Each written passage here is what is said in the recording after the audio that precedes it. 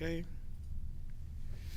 You can maybe say like, hey, this official stream will start in just a couple minutes. The official live stream will be starting in just a few minutes. What's that Jeopardy music? Copy strike, boom. Yeah, boom. Live stream over. Is that? Oh, the live stream got ruined. Thanks, Beatnik Scum. It would pick it up that quick. That's crazy. They need that on Xbox party chats if they're picking up that quick. It's sent. It is sent. So is it actually live for the cameras too? Because my camera says standby. Yes, it is. Okay, cool. We're not recording to the cameras. We're just. Oh, I streaming see. from Technology beyond me. I heard that ding. That means that something came through, right? Yep. A text. Oh, womp womp womp. Womp womp. All right. I think I emailed it to both of you just for. Try check yours. Double just. Oh, this thing won't work. I don't know why it's not. My phone is terrible. It's actually a good phone. It's only the mailbox that doesn't work for some reason. Yeah. And so the chat is live too, right? Got so it. If they log into the YouTube thing, if they have any questions, or I don't know if you want people to engage that way, Nine, just let me know and I can field those to you. That's some expert level engagement. That's certainly doable. Yeah, we can see like if there's any questions at the end, we can throw. Okay. I'll go through like the basic questions first, and then we can throw to that for sure. All right, cool. Yeah, I'll just let you handle that. Let me. I'm getting this going. Did I send it to you, Nine? Oh, let's see. You should come through any second. Here. All right. Double time.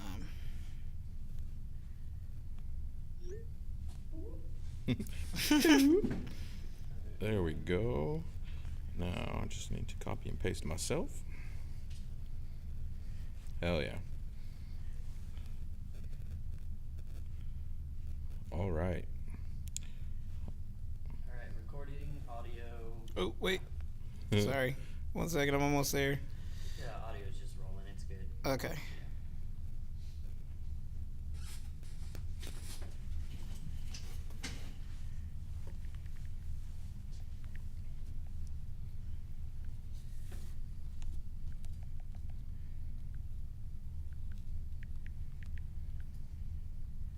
The stream will start in just a few. The stream will start very soon. The stream will start very soon. Oh. This is. What you looking for? No, nothing. I gotta.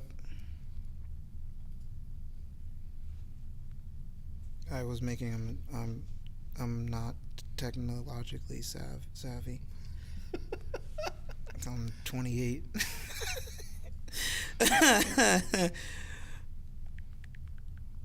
That's funny because I can hear all this little. Tell them we'll start in just a moment. The stream will start momentarily.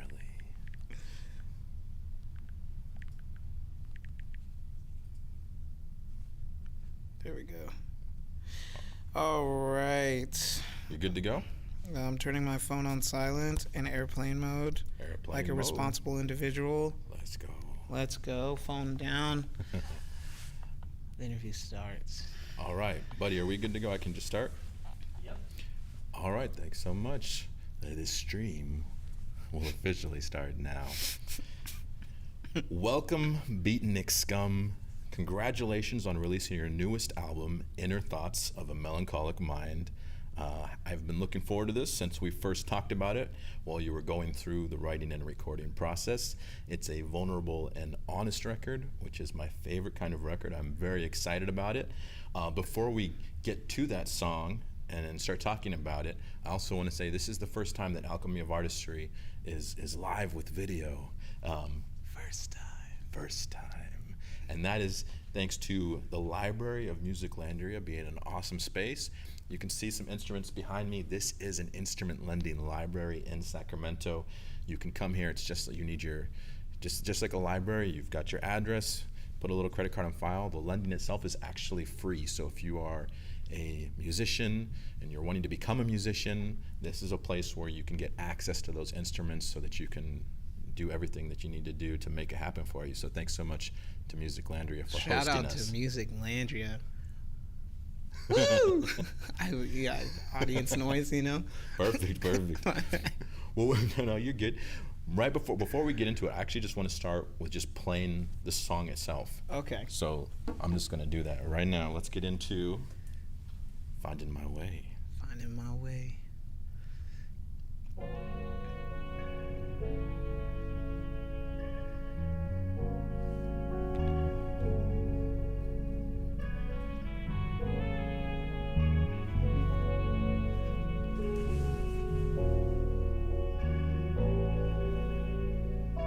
Father, I'm finding my way.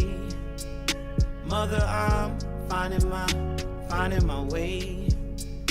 Brother, I'm finding my way. Sister, I'm finding my way. Father, I'm finding my way. Mother, I'm finding my way.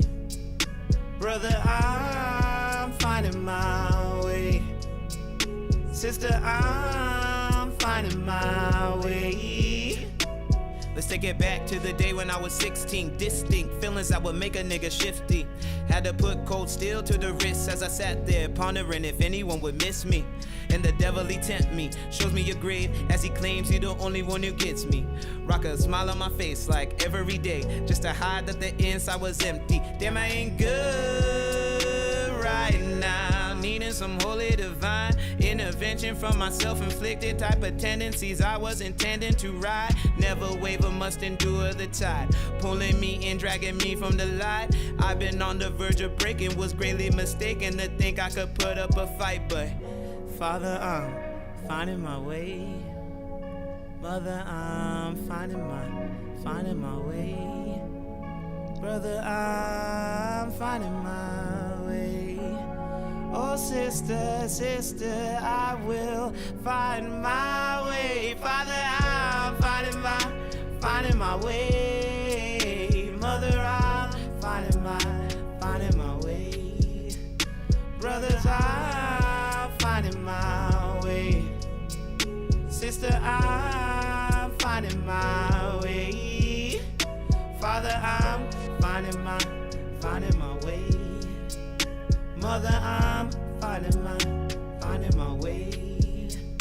Brothers, I'm finding my way. Sister, I'm finding my way. Let's take it back to the present, down to 27, still am addicted and still got depression, you ain't got advice then, bitch, get to stepping, I'ma keep on pressing till a nigga find a sedative, energetic level draining every second, get shake as I reminisce, dopamine deficit, spend my days running from a conscience, every day it be brewing self-conflict, I have been losing my mind, weak in myself, drink all the time, but none of it helps, even now contemplate killing myself, but got new priorities, this is way more than me, this one goes out to everyone supporting me, way more in store for me, exit here cordially, hope that my music inspiring, find peace as I search for asylum. Father, I'm finding my way. Mother, I'm finding my way. Brother, I'm finding my way. Sister, I'm finding my way. Father, I'm finding my way. Mother, I'm finding my way. Brother, I'm finding my way. Sister, I'm finding my way. Father, I'm finding my way. Mother, I'm finding my way. Brother, I'm finding my way. Sister, I'm finding my way. All right, that was excellent. It's nice because when I first ran into music, what I first heard was Fire, FYE, and I was running a dodgeball club at the time. That was like, I would put local music on while we were playing in the boombox there. Yeah. And that was the song that always will get me, dancing, throw a little harder, Get you pumped up? get me pumped up. That was my it song of Dodgeball 2021 or 2022. 2022, yeah. 2022. And I love that song. I love that vibe. It's just a very much like, it's a banger. Mm-hmm. But then to hear this, I'm like, well, wait a minute. Is Beatnik singing on here? Oh, he's singing too. Got the way. Got the. It was such a change of pace. Mm-hmm. It's a vulnerable song instead of just being a banger. It's just a fantastic job, Beatnik Scum. I appreciate you. Coming from you, Nine, that's like, that means the world, because I am not a singer. I was trying, when I wrote a lot of this album, I was trying to, the biggest thing was like, how do I express these feelings the way I, like, what is the best way to articulate it? And I was like, I can't just rap this. I have to sing, because like through singing sometimes you can hear this level of pain that I felt I couldn't get it across just by spitting bars. So Finding My Way is just like, and I feel like Finding My Way is like really kind of, if you were getting a preview, like Finding My Way is a good trailer to the album that is Inner Thoughts. So, but you as a singer, multi-talented, like singer and rapper, also plays the guitar, mean at it, like that, it really means the world to hear someone from that realm of your caliber compliment me on something that I may not ever do again. I appreciate it. No, you should be singing. You should be singing more often. And I think that you're right when you have the combination of coming at this material from different angles. It does give you more colors in your paintbrush, to Mm-hmm. really get into the different possibilities of the emotions. So I feel that. Yeah, thank you. Let's go back to the very beginning of you as an artist. I always like to go back all the way to like childhood. Are you Nardwaring me right now? Oh yeah, I've got a lot of questions here. I've interviewed a lot of people. I'm here Got a lot of background. This is gonna be embarrassing. Well, what were you like as a kid? So from what I can remember and what's been told to me, actually, I got some. My dad recently told me that as a child, I was always trying to reason, more so to get out of trouble, which means I tended to get into trouble, but I just like to have fun like any other kid does. But when I would get in trouble, before I got whatever punishment it was, I would always, he said that I would look at him and be like, wait.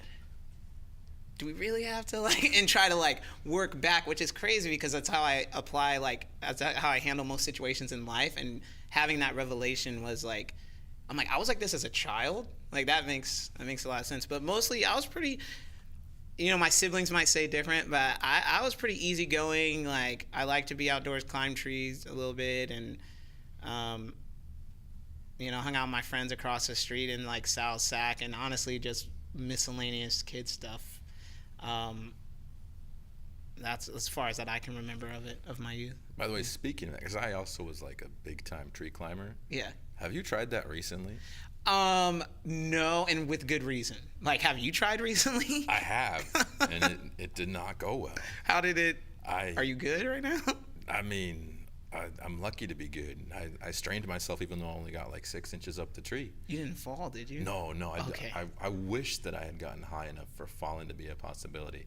Instead, I just kind of struggled and looked like I was hugging the tree. Do you feel like you tapped in with your youth, though? You were able to tap in with your inner child, so to speak? I think that was the intention, and instead I tapped in with my impending, old age. Impending is the word. We'll have to go climb a tree together. And Let's do it. I got to take you out to Tehachapi. We got a lot of trees up there that I failed to climb in my adulthood. We'll support each other. Well, so at what point did music start playing a role in your life? So the thing is about so one thing I tell people all the time is I come from a musical family. My dad and all of his siblings, my grandma, she played piano at many churches, but my late grandma, she was at Del Paso Baptist Church, played on the keys. She's so talented. My late cousin was on the drums, my dad and my aunts, they've all had their time in the choir. We have cousins that have been in the choir. So I've been around singing, at least that realm of music, since I can remember. My mom, I found out later on in my teenage years that she used to be in a band. She used to play, I may not be correct on this, but I believe it was a saxophone. I played the cornet for this talent show at Center High School in 2012 for a cover of Mumford & Sons. That my friend Nathan Burke taught me how to do this one song on the cornet. But I grew up around that with singing. I never wanted to be a singer, though. It was one of those things I was like, my dad sings. I don't want to sing. That's like whack to me. I don't want to follow in my dad's footsteps. Kind of rebellious, right? I'm sorry. You're hurting me. I'm sorry. I can hear my daughter say that right now. Well, I was around it so much, you know, and so I started rapping. I started freestyling in middle school, and I was terrible. I have a freestyle that's like went in my cabinet to get some peanut butter jelly, got kind of mad because the bread was sort of smelly, and I rapped that in front of class one time, and it was pretty bad. But in what grade was that? That was, I think, high school. So don't judge me on that one. That was a freestyle. But the one that I had in middle school was way worse. I don't even remember I remember the words, but it may not necessarily be appropriate. I started then. People would tell me to literally like stop. Like they didn't want to hear me. You know what I'm saying? Like, and I just kept doing it. I did it through my freshman year, my sophomore year. I started battle rapping at lunch. Won a lot of them. If I can toot my own horn right there. Rapped at parties, bonfires we all had, and it was something that I just thoroughly enjoyed. It was more like a trick kind of, and I was like, okay, this is cool. I met people along the way, like Nathan Burke, who's like my brother, John, who got me to really. Nathan was the first one to get me writing. I gave up halfway through. I was like 18 or 17, and then John, I met him around 18-ish, on the way to 19. And he got me to write again. If it wasn't for John like pushing me, this stuff wouldn't. John and Nathan, because a lot of people said that I should take this to another level, but they truly like took that extra step to give me a space to write safely and like figure out my style. And so ever since on that journey, I dropped Grim in 2017, which is a very grim song, and then. I released Death Coast a day before my late brother Carlos's birthday, and then we dropped, and now we're here at Inner Thoughts. Sorry if that was a lot, but that's the musical journey. That's what we're here to talk about. So what was that transition like from battle rap and freestyle to writing? Difficult. I wanted to give up a lot because I was just like, this is so structured. Like I have to sit down in my own thoughts, which I hate doing for mental health reasons. And the thing with freestyling, put it this way. The thing with freestyling, if you rap something and it's silly or whack, you can write it off as a freestyle. When you spend like a day or two writing something and it comes out and people are like, that was whack, that hurts. You know what I mean? Like, and I'm like, and you're just like putting that extra bit of yourself into it, and you're like, I can't, I didn't, I'm not a vulnerable person, Nine. I'm not. This is a very uncomfortable album to put out, but I'm happy it's out. So with writing, it meant a level of vulnerability that I typically have not been comfortable with on a bigger scale with more people that I would never typically do this with. So the transition was difficult, but now if you had me freestyle, that'd be more difficult than writing. So it's one of those things. It just took a little bit of. Other than that, though, the difficulty didn't come from the skill per se. It just came from like the mental challenges that came with it. So once you actually got into the writing, wrote your first song, do you remember what that was about? What it was that triggered your need to like put out a song that was not just a freestyle, but like out there to last forever? Do I remember what the first like the motivation for it? Yeah. Well, that was with Nathan, and this song is out. It's It's not out anymore, but I have access to it. It's so I wrote a song called "You've Got Purpose," and when I was writing at that point, I've always been like, you got to write with a message. Even when I was like 17ish, 18, like you got to write with a message. That's the kind of person I want to be, and because that's the music I really loved. So I wrote this song about having purpose, and like time after time you'll encounter hate, time after time like people are gonna doubt you, but like you got to stick to your path. Like you're meant to pursue your passions in life. Like that to me is what life is about. So this song is affirming anyone listening to it. Like also I think I was writing to myself, because around like as I talk about on Findin My Way, and we might get into it, I talk about being 16 and dealing with mental health. So at this point I'm kind of writing this kind of to myself too. Like you want to write, if I could talk to someone like me back then, what would I want them to hear from me? So I made that. It's a really corny song. I recently listened to it about like 2 weeks ago, and I'll show you it on a different day or something, but not on here. Well, so how did your name come up? How did you come up with Beatnik Scum? That didn't come until about later on, maybe a few years later, and it started in my human sexuality class.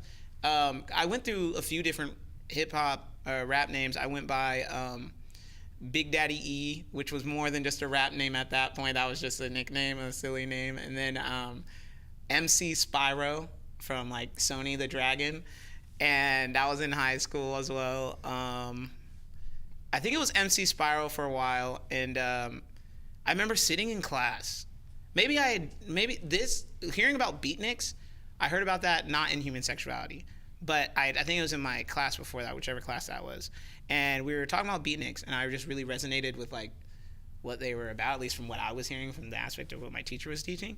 And I was like, oh, that sounds cool. Like beatnik, that sounds cool. But I also had this thing about like, correct me if I'm wrong, self-deprecating. So like I always wanted to put like a negative connotation to anything affiliated with me, especially on Instagram.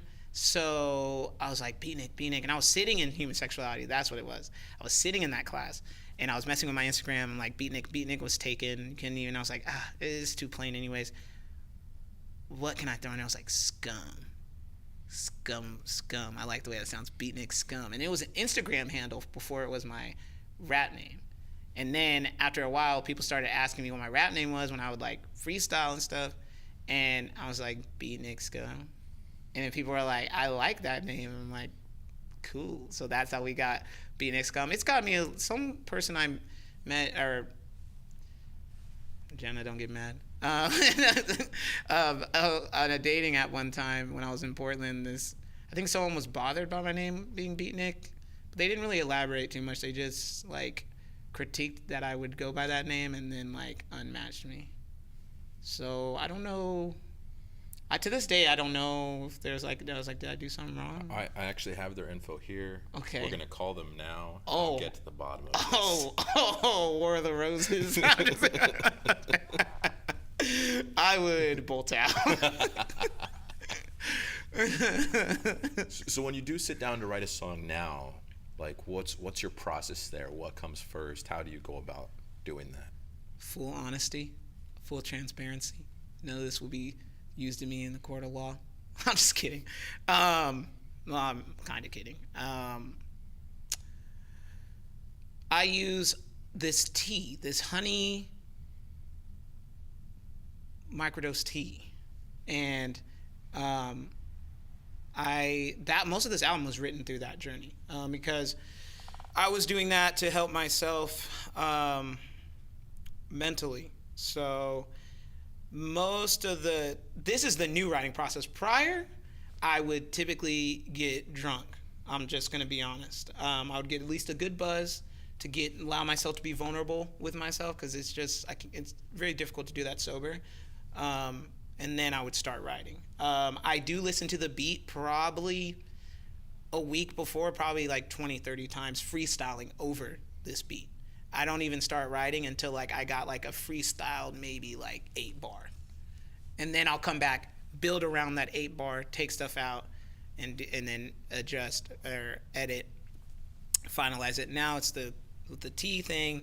similar process, because you got to make sure you like this beat.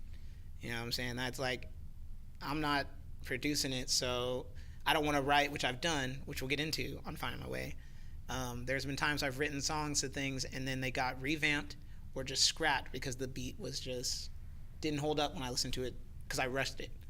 Does that answer that? Yeah, certainly. Okay. And that's something I'm familiar with as well, and I feel like maybe that's common for when you're delving into trauma for songs. I know when I was initially writing songs for Loop, for instance, I would have to get buzzed to try to be in that writing space. And then, of course, because of where I was at the time, would then like end up like waking up on the street like the next day like, oh shit, how many verses did I get done? Like maybe 1 or 2, and then got to start again the next day. Because it can be tough like when you're like trying to get to that. That's not the process now because I'm not trauma writing. Yeah, you know? But true. I feel you. That's do what you got to do to get to that depth. Is hopefully we just don't practice. Funny story for you later on about repressed memories. If you believe in the whole thing of repressed memories and how sometimes certain things can trigger repressed. Oh yeah, for sure. Yeah, I had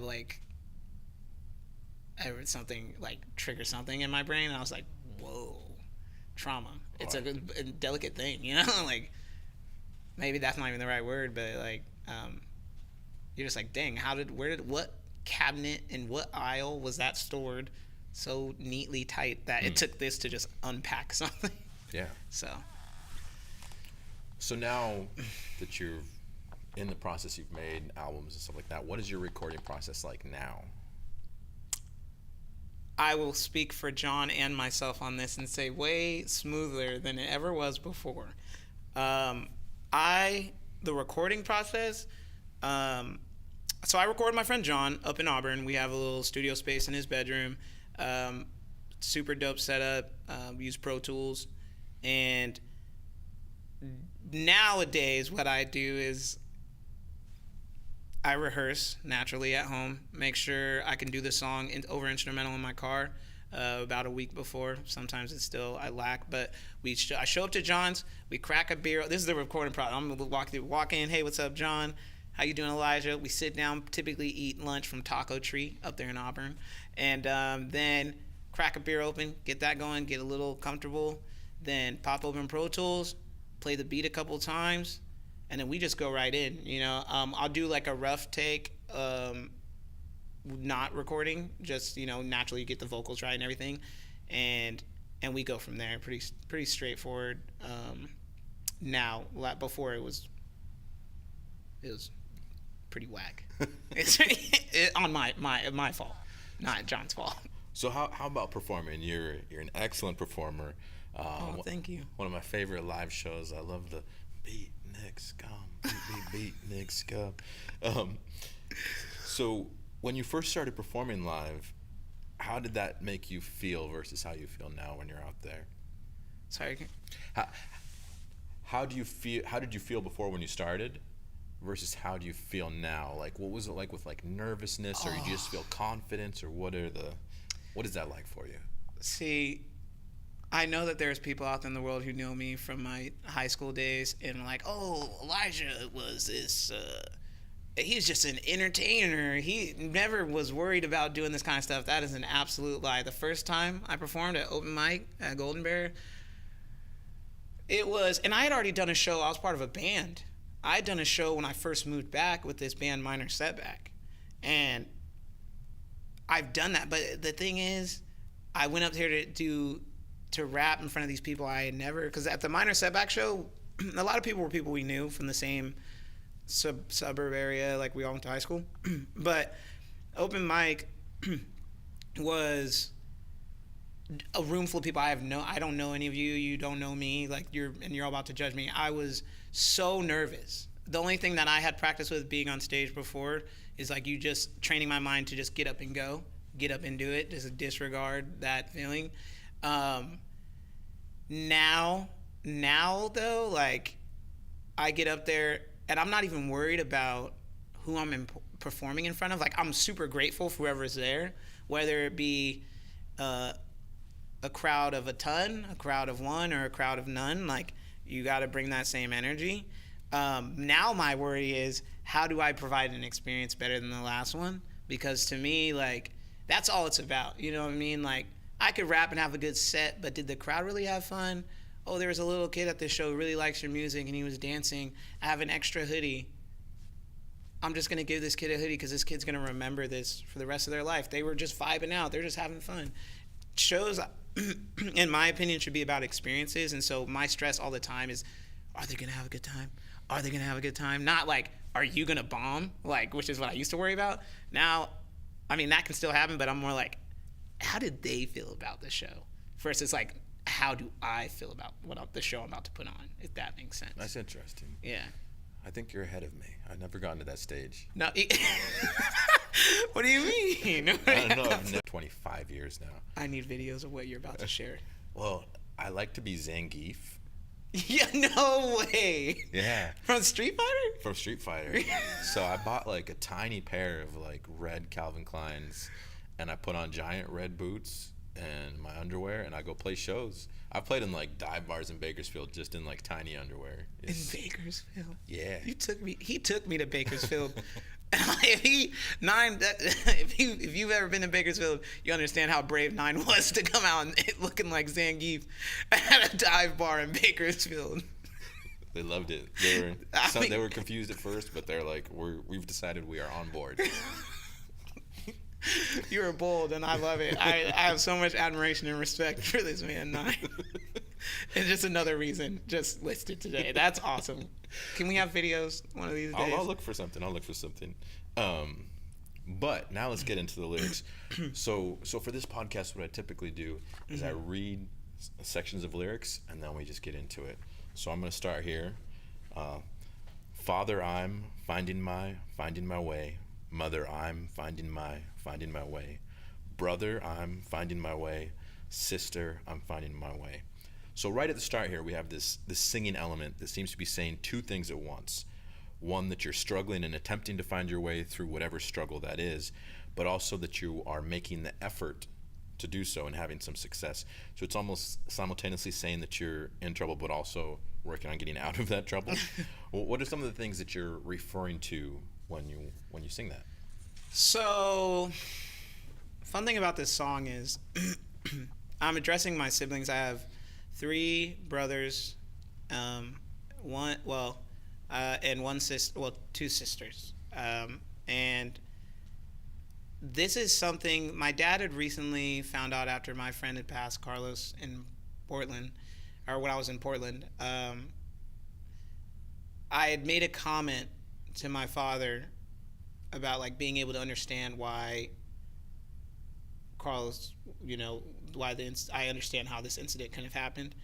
And my dad was like confused. He's like, what does that mean? Because I keep a lot of stuff to myself. Like, I don't really share a lot of stuff with like my family. Just because I'm like, I'm not trying to worry him. I'll figure it out, I guess. I don't know. I didn't really know how to talk about it. In some communities, I'm not saying, like, I'm sure my family would have been supportive, but we also live in a world, too, like, sometimes you can't talk about certain stuff and won't be received well. It's like, well, what is your, why are you, what do you mean you're suicidal? Why do you want to, kill yourself? Or why would you ever want to kill yourself? You don't have it that bad, and I never really wanted to hear that. And so I just maybe assumed that my parents would, or just family would. And so I just never shared it. And so when my dad heard it, he was like, what do you mean? And we grew a lot closer through that. I went and told him, I've been dealing with this since as a teen.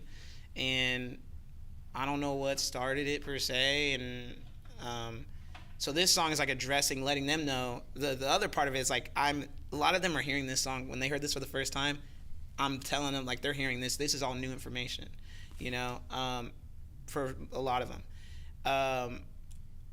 With that being said, the things I'm talking about is depression, the overconsumption of alcohol, the taking some drugs back then, but taking the reasons in which I took drugs as an escape sometimes, and it's all those struggles, and it's telling him like through all of this stuff that I've been dealing with, or participated in at the age of 16. And honestly, it goes a little earlier than that, but it rhymed to say 16. And that I'm figuring it out. Like, these are my, like you just said, you hit it on the nail. Like, these, I didn't specifically say the struggles completely. It was like, yes, I'm going through some, I'm figuring it out. And I just want to let you guys know I'm going to be okay now. Like, I'm going to, because that's what this album is saying. People who listen to this album, there's a song that I wrote in October. October is a tough month. Bear with me. That's the thing with live things, because you gotta reel it in. October is just a tough month. October is the month that Carlos died. October is the month last year that I was ready to kill myself, and I didn't, through an interaction I had with one of my nieces, and it really snapped me back into like what do I want to prioritize and what I want to be around for. So No More was the first track to be like, I'm gonna be here for this. But Finding My Way is a full, like, really captures that idea of like, I'm gonna be okay. I just need like time to figure this out, and I'm gonna let you guys in. This is what I'm dealing with.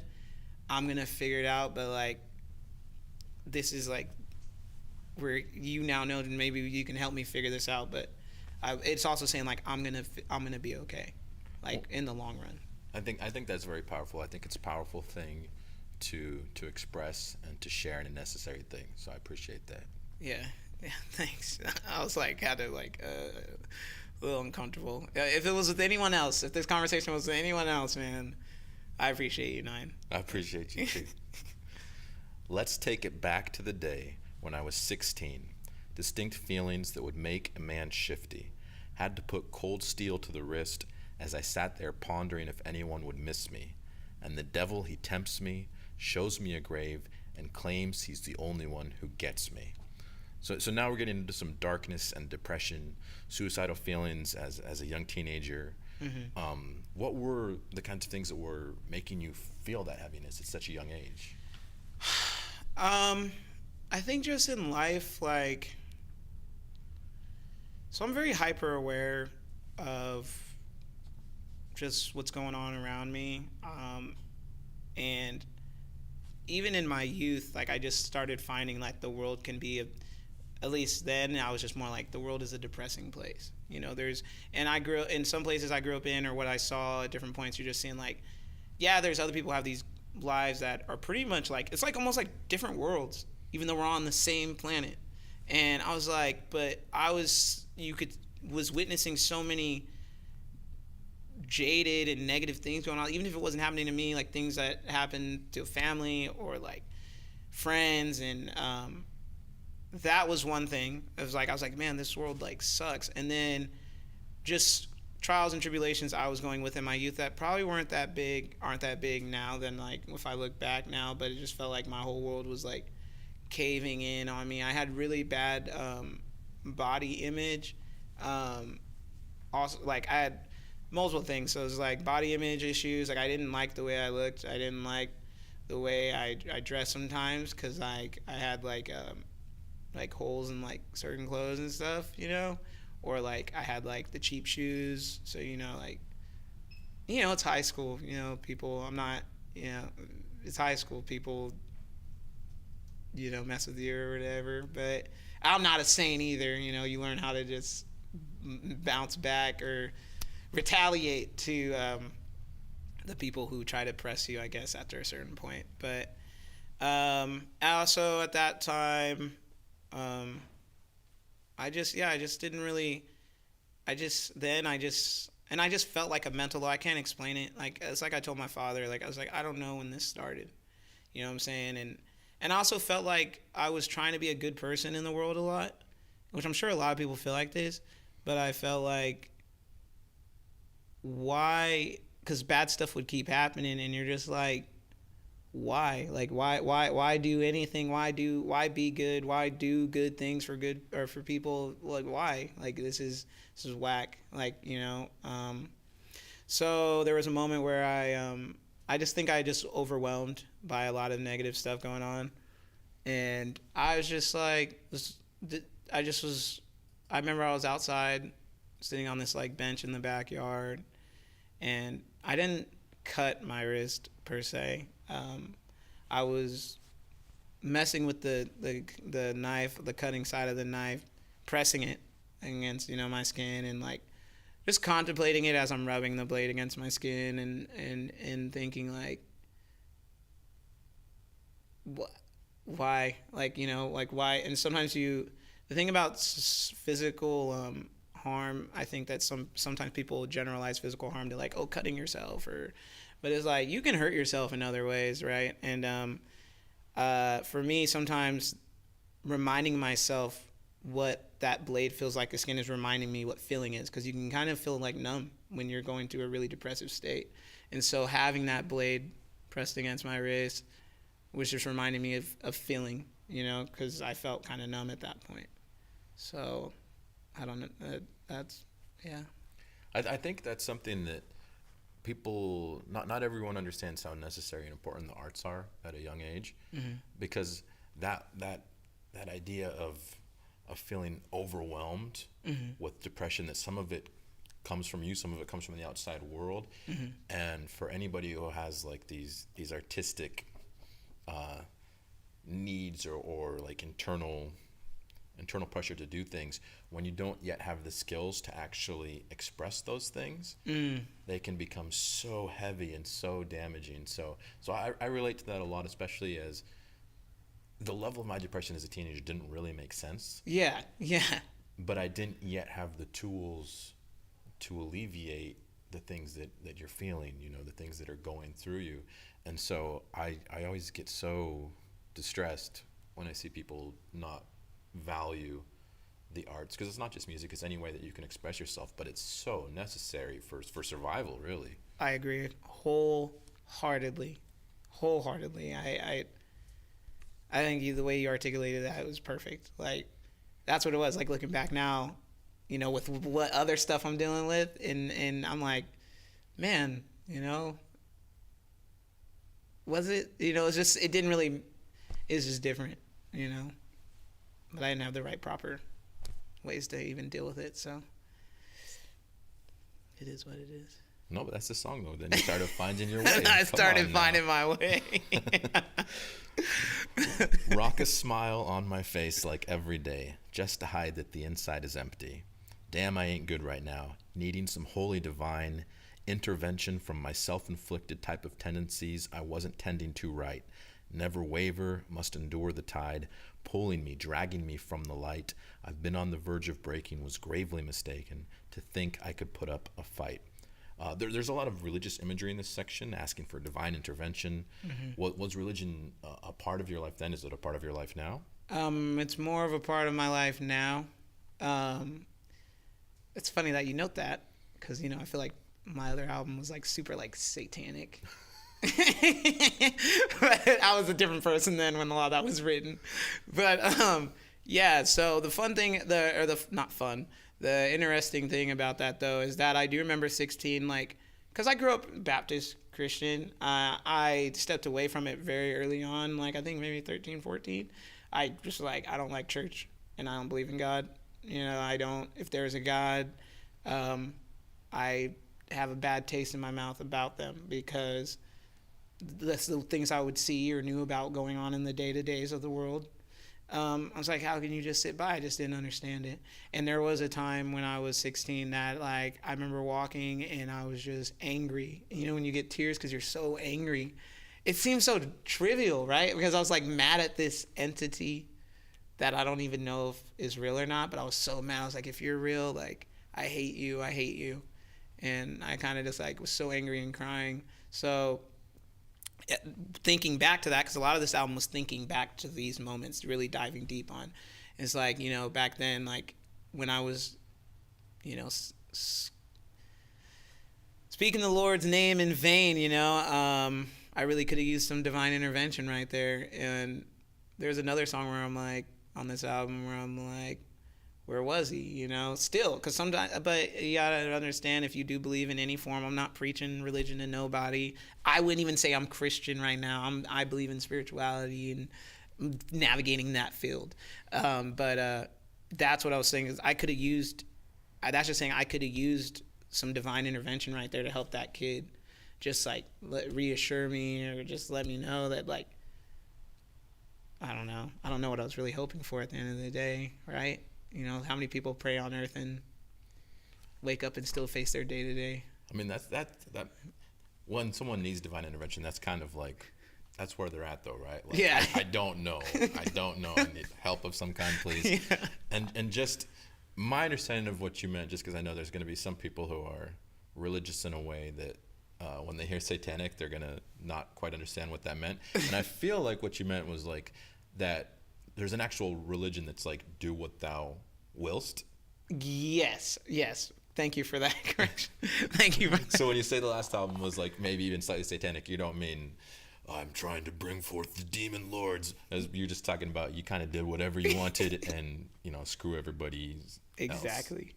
No, that is perfect right there. I think I was using a word that someone had used to describe my album, Death Coast, before. So I was like, oh, I guess that this is the realm that it's in. That's a strong S. Well, for some people, they're just not going to process that. They're going to be like, and then just explode. Father, I'm finding my way. Mother, I'm finding my way. Brother, sister, I'm finding my way. Let's take it back to the present. Down in 27. Still am addicted. Still got depression. You ain't got advice. Then bitch get to stripping. Stepping. My bad. You ain't got advice. Then bitch get to stepping. Two different meanings. They're both good. Yeah. I thought it was stripping. I'm not mad at it. Maybe I typed it wrong. This is going to confuse my question because I really thought it was stripping there. I gotta know what that question was. Like I've never really had like a huge issue with alcohol. You know, I know I say addiction in the song, and I try to walk.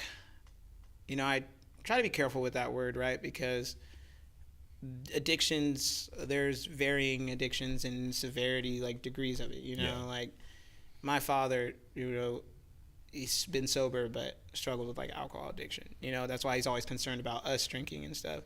I've tried to quit several times. The longest I think I went was maybe 2 weeks with the help of Jenna. But by myself, maybe like 72 hours. It's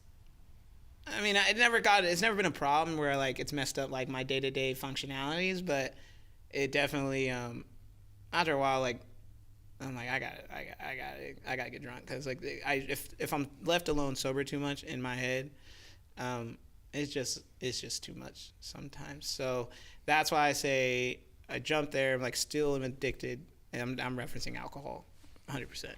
Yeah, I think too often alcohol gets simplified by people who aren't as familiar. And I know for me, like, because there was a long time where I was drinking pretty heavily, and it really frustrated me when people were talking about like alcoholism, like, oh, you're an alcoholic. And it's like, no, you don't understand. I've never wanted to drink in my life. I've never had the desire to be like, oh, I really want to drink right now. I did have a desire for self-harm and being out of control.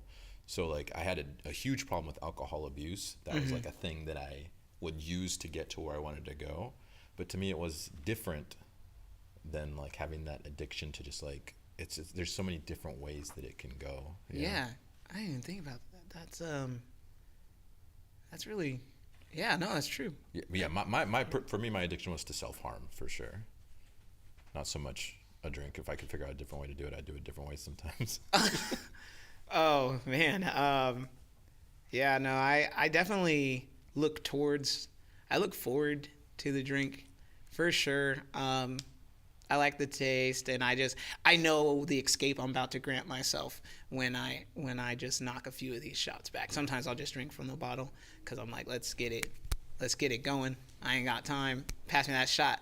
That's just efficiency.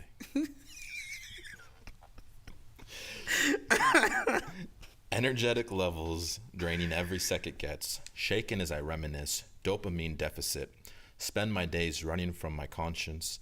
Every day it's brewing self-conflict. I've been losing my mind, weakened myself, drink all the time, but none of it helps. Even now, contemplate killing myself.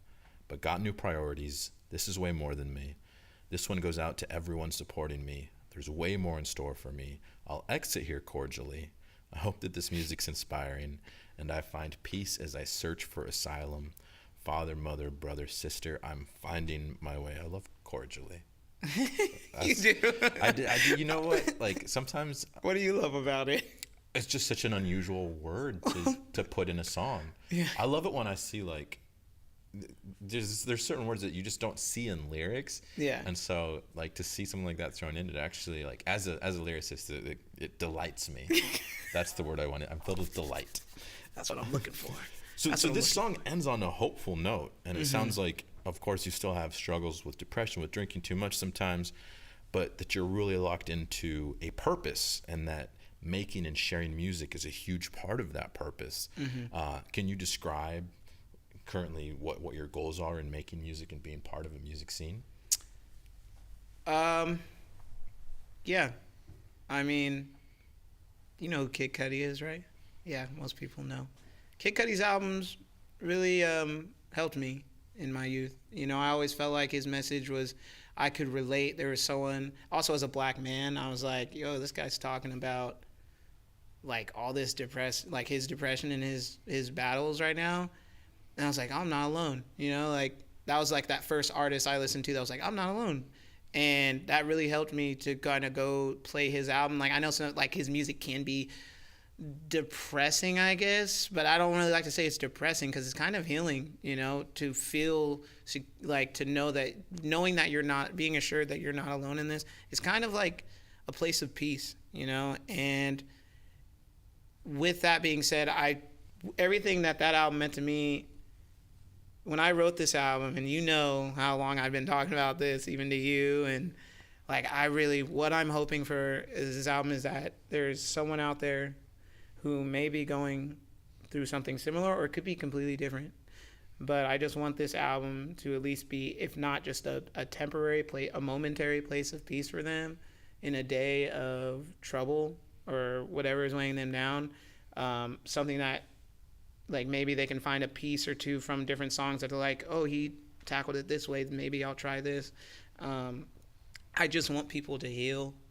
I think that mental health is still, like, people don't understand the depth to, like, what that entails, you know, like, and we're just talking about depression, you know what I'm saying? Like, and depression looks different on everyone. There's different degrees, and like when I deal with people with depression, who've had depression, that have come to me, I think the worst thing you can do is try to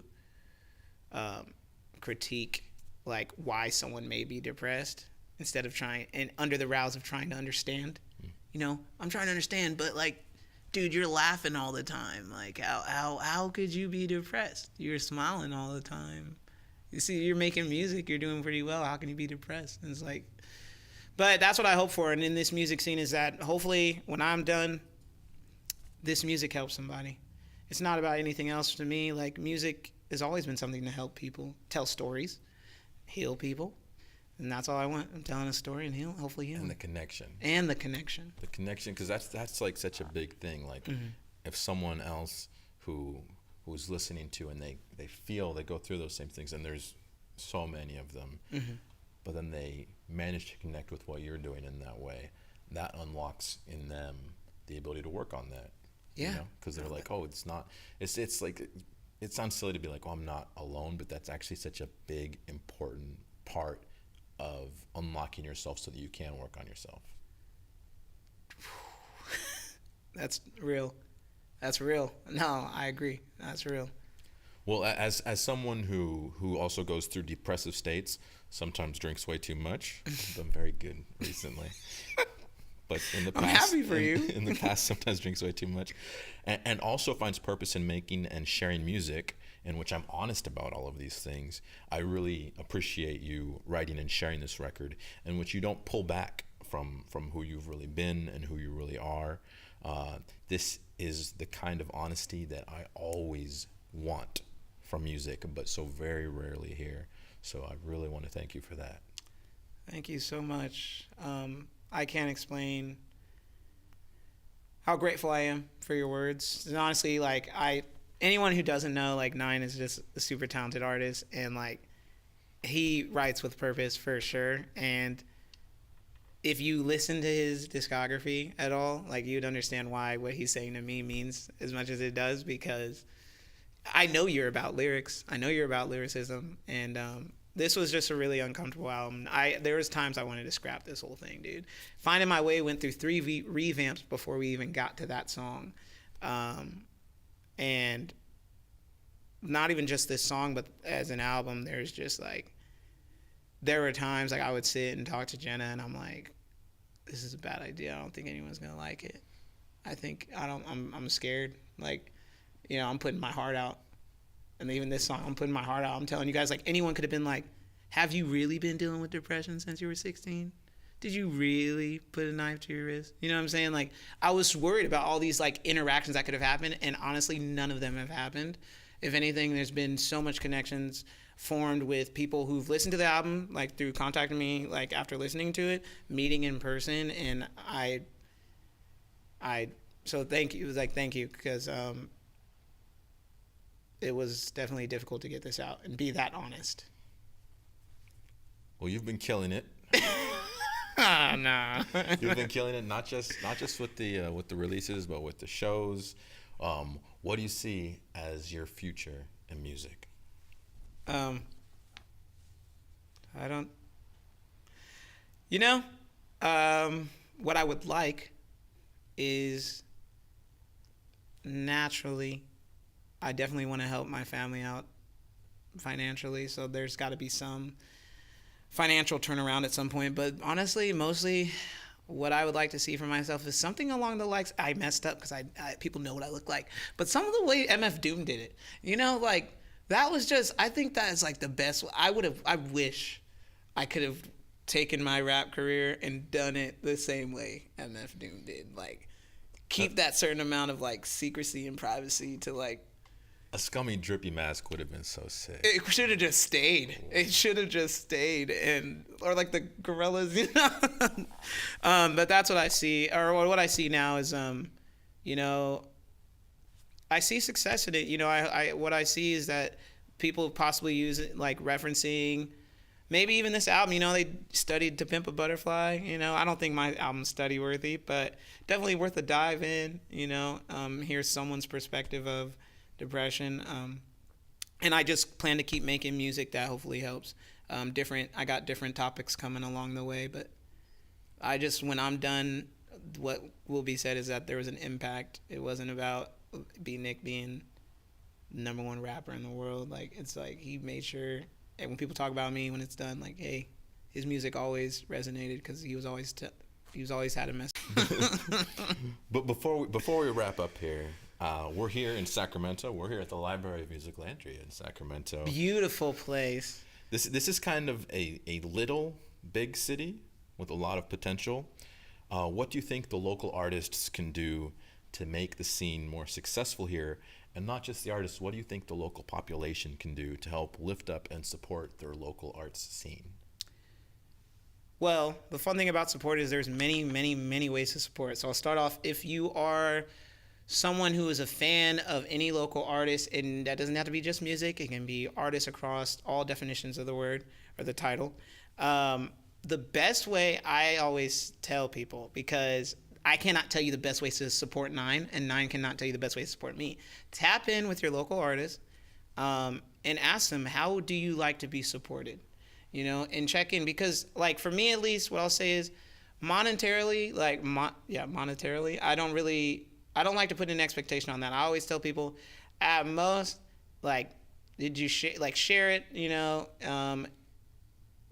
show up to a show. It can be a free show. You know, that shows me, like, to me, if you show up to a show, it could be there's plenty of free shows I do too. And if you know, I'm willing to work with someone as long as they reach out and figure out how to make someone experience something that they haven't experienced yet. That would be the biggest thing. Tap in with the artists that you are fans of and supporters of, and ask them. I know it might seem like an uncomfortable thing to do, but I guarantee you, like, I don't know, how would you feel if someone reached out to you and said, hey, I want to support you, but I want to know the best way to do so? How would you feel? I've never heard that answer before, and it immediately was like, wow, no one's ever asked me that. It would be really nice. I try to ask other artists now, Like, or even when we were talking, I was like, how would one support you? You know, like when I was talking in the aspect of MusicLandria, if we resonate with you. You've made a practice of asking that. Because I don't like to assume. What is it? You know, it makes a... Ass of you and me. Oh, explicit content. And as far as artists, now here's the thing with artists, and we've had our conversations on artists. I think that, I'm going to be honest, with artists, we have to support each other. There's this level of ego that has to kind of go, that you got to check in self, right? Because as artists, I think in the Sacramento scene, we do pretty much support each other. However, I do observe, I don't comment on it too much, you notice that as some people are getting more traction and maybe an artist is not getting, they may not feel like they're getting enough traction, they can cause this envy.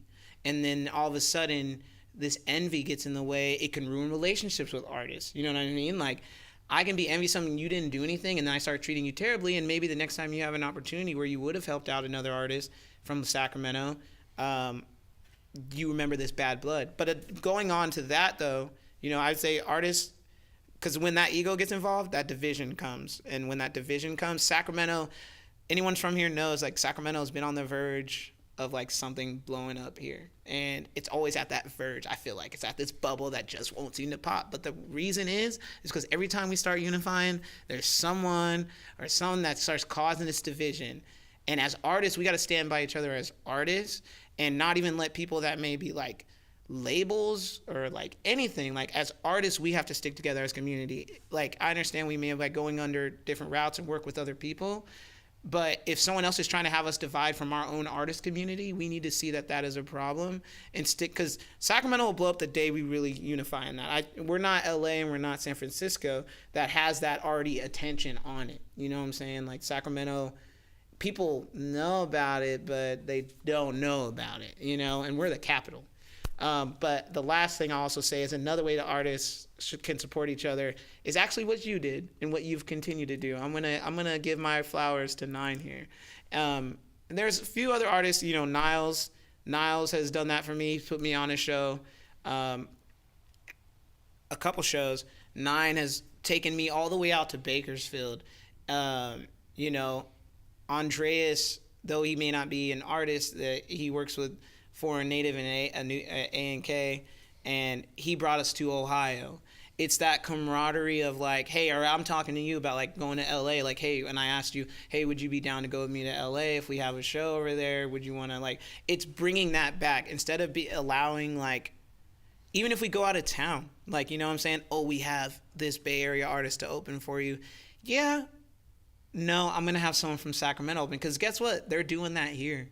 I've been trying to open for people, and they already have their openers. That's how we help each other. And I just want to give you your flowers. I want to give Niles his flowers. I want to give Jakari his flowers. There's so many people out here in the scene who put me on shows, after hours, you know, entertainment. That is what's going to help us grow. Because as we start branching out of SAC, if we keep that camaraderie, it's like, hey, Nine, you want to go with me to Portland? I need an opener. They were going to give me someone from Portland, but I'd rather you come out. That's how we are going to grow, and I think you've executed that so well, so I want to thank you for that. I think that is one of the best ways as artists to do that. I appreciate that. And the answer is always yes. Wherever it is, I don't care. You know me, I literally... I know. I love that energy. I love that. We're going to Alaska. I'm in. I'm all the way in. Oh, man. Well, all right, Beatnik Scum. I love your music, of course, but also you're one of my favorite people. I had a great time when we drove 8 hours to perform 2 20-minute sets. It was a great day. It was. It might sound like I'm complaining when I say that, but, like, that was actually a really fantastic day, and I do hope to travel with you sometime. Oh, we will. I think your future is as bright as you are willing to go. I look forward to witnessing that journey and supporting you in whatever ways I can. I love you. You're fantastic. You've made a great album, and I can't wait to see what keeps on happening. So thank you so much for joining us on the Alchemy of Artistry. Thank you so much, Nine. Thank you. Shout out to artists of This the Library of Music. No, this is Library of MusicLandria. Oh, okay. Shout out to Library of MusicLandria, but the alliteration, which I usually love, but the Alchemy of Artistry? Alchemy of Artistry. Alchemy of Artistry. Yeah, shout out to that. Shout out to you and for even having this. Again, like, this is what I'm talking about. Sorry, I'm not going to go on a rant, but like exactly what I'm talking about. How are you supporting music? Library of MusicLandria is and Nine are supporting a local artist right now. Like that's how we support each other. Like that as far as artists go. Like so thank you to both Library of MusicLandria and Nine. Thank you, and I will Deadpool it and break the fourth wall right now. Hello out there. This is the Library of MusicLandria. It is an amazing, magical place in which you can check out instruments as if you're at the library. You can take them home with you. You can learn. You can write new stuff. And I've never heard of anything like it before, and I think it's an amazing space. And it's a magical hub where you can also meet other artists and connect. There's so many events going on here. It's always a inclusive, friendly, welcoming space. So please come down here. Please sign up, check something out, and if you're able to become someone who donates to keep this going, and even set up a recurring donation if you're able to. Thanks so much to MusicLandria and to the magical hidden. But there he is. There he is. And thanks again to Beatnik Scum. This has been a wonderful. Can't believe this was the first one here. It was so amazing and incredible. And just thank you all. And thanks for tuning in. I appreciate you. Good night. And now, Godspeed. Godspeed, and we'll play you out with Findin My Way. Again. One more time. You got to. Yeah, you got to. Once you explain the lyrics, you've got to go back at the beginning and hear it with these new ears, you know? I play this song when I'm trying to find the bathroom at night. Sorry.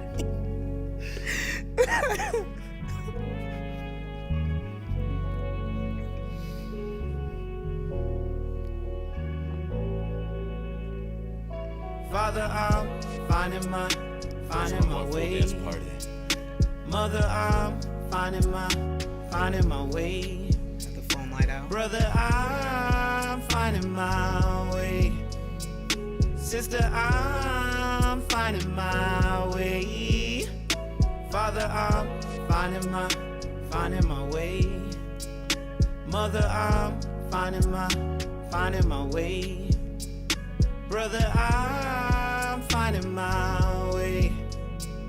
Sister, I'm finding my way. Let's take it back to the day when I was 16. Distinct feelings that would make a nigga shifty. Had to put cold steel to the wrist as I sat there pondering if anyone would miss me. And the devil, he tempt me, shows me your grave as he claims he the only one who gets me.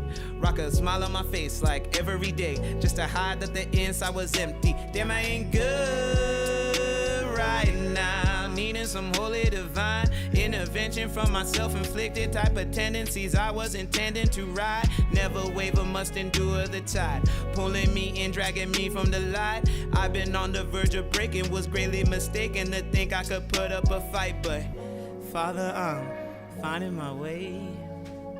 Mother, I'm finding my way. Brother, I'm finding my way. Oh, sister, I will find my way. Father, I'm finding my way. Mother, I'm finding my way. Brothers, I'm finding my way. Sister, I'm finding my way. Father, I'm finding my way. Mother, I'm finding my way. Brothers, I'm finding my way. Sister, I'm finding my way. Let's take it back to the present, down in 27, still am addicted and still got depression, you ain't got advice then, bitch, get to stepping, I'ma keep on pressing till a nigga find a sedative, energetic level draining every second, get shake as I reminisce, dopamine deficit, spend my days running from a conscience, every day it be brewing self-conflict, I have been losing my mind, weak in myself, drink all the time, but none of it helps, even now contemplate killing myself, but got new priorities, this is way more than me, this one goes out to everyone supporting me, way more in store for me, exit here cordially, hope that my music inspiring, find peace as I search for asylum, Father, I'm finding my way, Mother, I'm finding my way, brother, I'm finding my way, sister, I'm finding my way, Father, I'm finding my way, Mother, I'm finding my way, brother, I'm finding my way, sister, I'm finding my way, Father, I'm finding my way, Mother, I'm finding my way, brother, I'm finding my way, sister, I'm finding my way. Dope. Appreciate it. Appreciate you too. Thanks so much, buddy. Thank you.